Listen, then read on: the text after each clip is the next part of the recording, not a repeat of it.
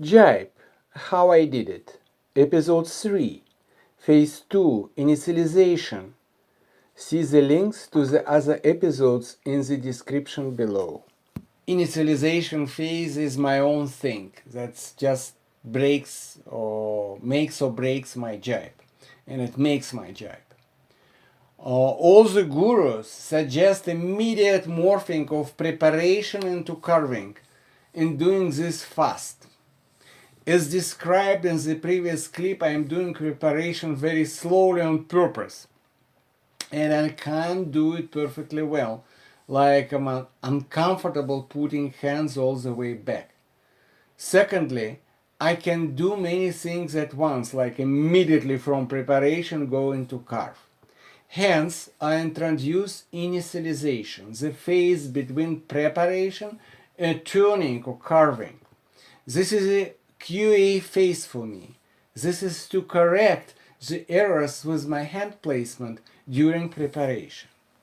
It is out of necessity because of my inability to keep my hands placed correctly during long preparation and my desire to not to put all the eggs into one basket during the carving phase. It is already very intense for me. This is also to split the carving phase into two, to unload this carving phase. It's too many things at once, plus an old bad muscle memory. I found that it is better to split carving phase into two. This ensures that I do everything correctly, maybe a bit slow, but correctly. So I begin this initialization phase the moment after preparation is finished. I stand over the center line and hooked, my back foot is on new rail, it touches the back strap, or it may touch the front strap, but never in between. On smaller boards it is touching the back straps, on wider formula-like boards it is touching the front strap. I'm not overshooting, and although my hands are back, they are not completely back, not enough. My legs are fairly straight, I am vertical. The goal of this initialization phase is to put hands into correct position and simultaneously to bend my lower body.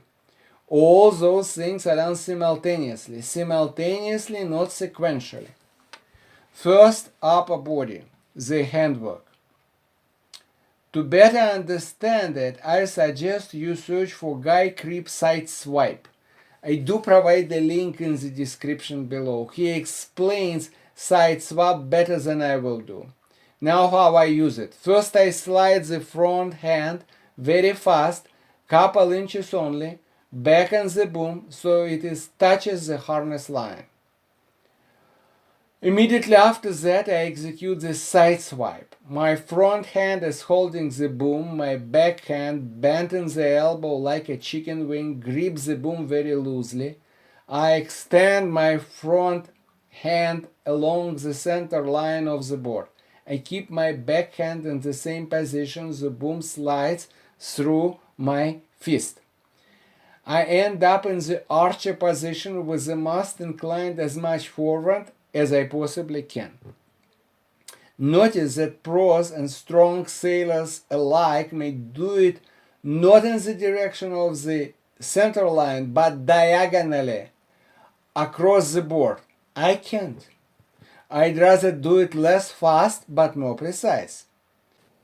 Notice that from that point on, your grip on boom will not change until the last phase, the flip. So it is the last chance to place your hands correctly on the boom. The front hand just by the harness lines, the back one close to the clew and attain the archer position, and keep it almost to the end. Now, simultaneously with my upper body, I do my lower body thing.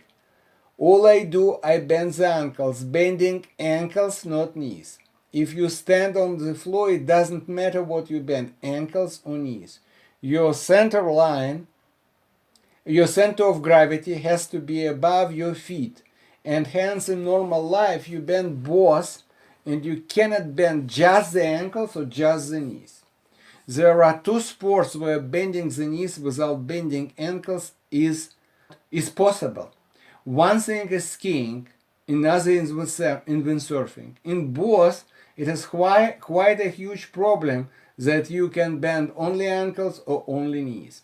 In skiing, it is due to the fact that the boot is solid, and so it requires an effort to bend the ankles. So you bend only knees, promotes bending only knees for the beginners. The result, the tibia is perpendicular to the ski, you end in the back seat. You don't instantly fall because of the ski tails, but your turn is ruined. In windsurfing, we don't use ski boots, but we're so used to balancing all the weight against the sail power, so it's a second nature to pull back on the sail, and it is so much easier with your tibia vertical. Hence, you heard many times about bending the knees, or Dasha will say, keep your ankles soft, whatever that means.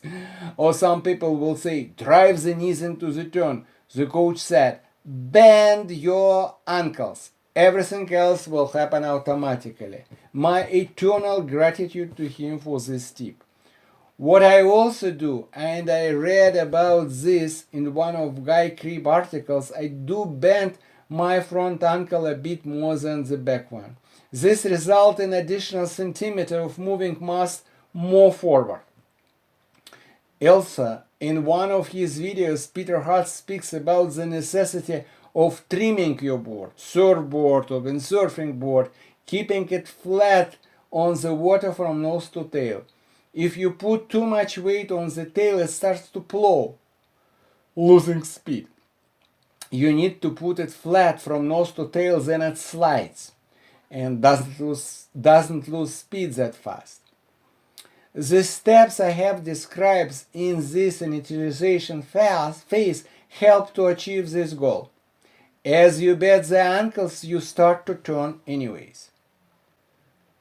By the way, you can complete the whole turn in this position.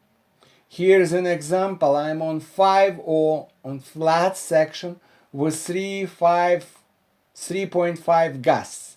Enormous gust, extreme gust. Sorry for the camera fogging, but it is what it is. Extreme condition, extreme ankle bend, and the full turn. But in normal conditions, this would be too slow, of course. To accelerate this, we need to incline the mast perpendicular to the center line. We are morphing into the next phase, carve, and this is the subject of my next episode.